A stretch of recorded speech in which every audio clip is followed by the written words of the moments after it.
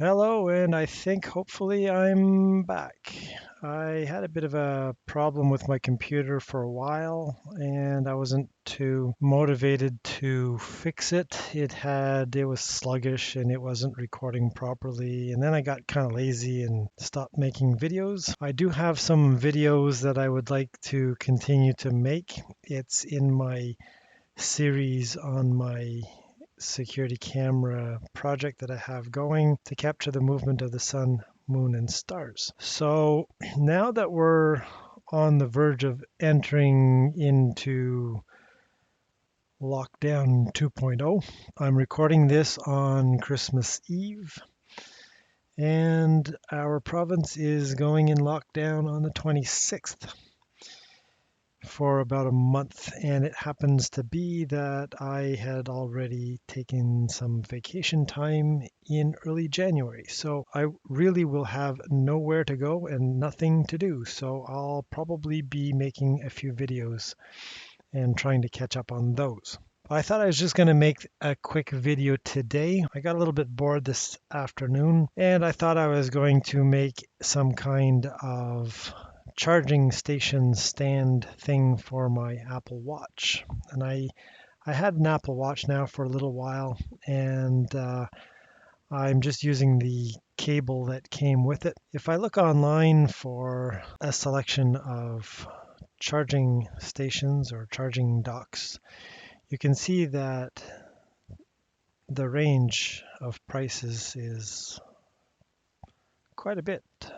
$170 for this one, $179. So as you can see, they come in all sorts of different sizes and shapes and functions, etc.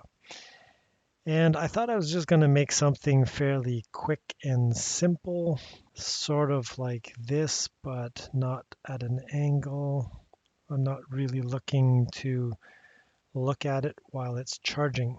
So I wanted to build something that was fairly quick, fairly simple, and fairly inexpensive. I have a 3D printer that I was using for other projects already, and I thought I was going to dust it off again and use it for this project. As it also turns out, I had a couple of these steel rods that I had bought for some other project,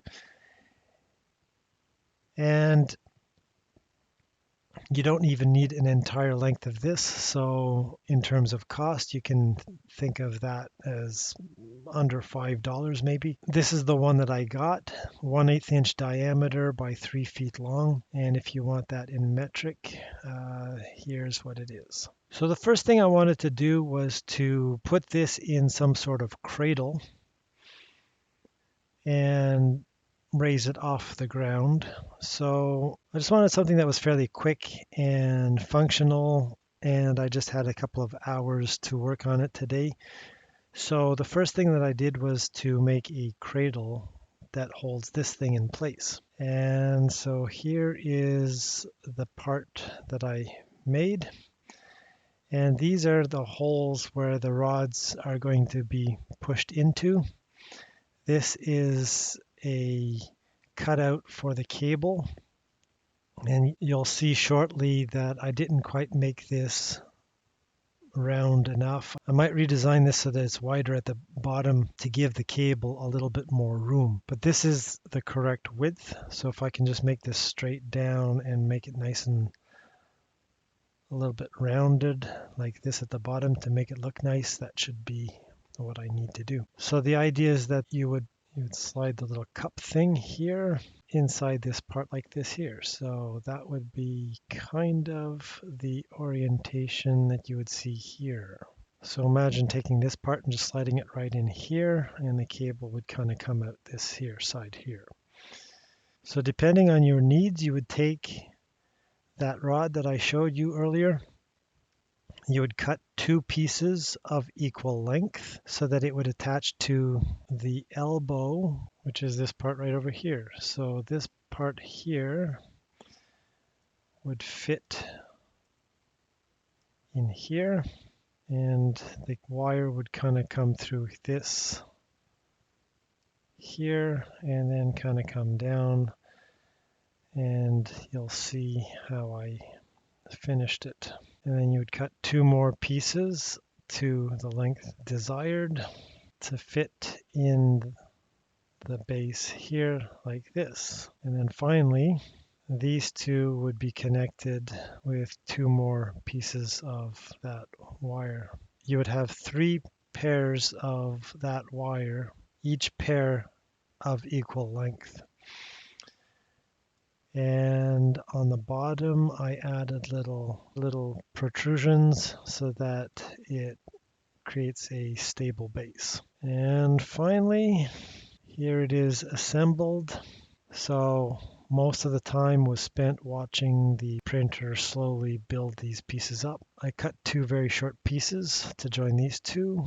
The longest pieces were this here, and then a bit of a midline length were these two here. I'm going to make the files available so that you can use them as a starting point if you want, or if you want, you can just take the files and use them as they are. And the last piece was 3 zip ties that I used to hold the wire down to the base like that. I did find that at the length that I have, I've got a little bit of room left over. But as it turns out, this is the correct width for my cell phone, so I can put the cell phone, if I really wanted to, on the side like this here. And the cell phone provides enough weight that this entire thing maintains its stability. As it is right now, these feet are not quite wide enough.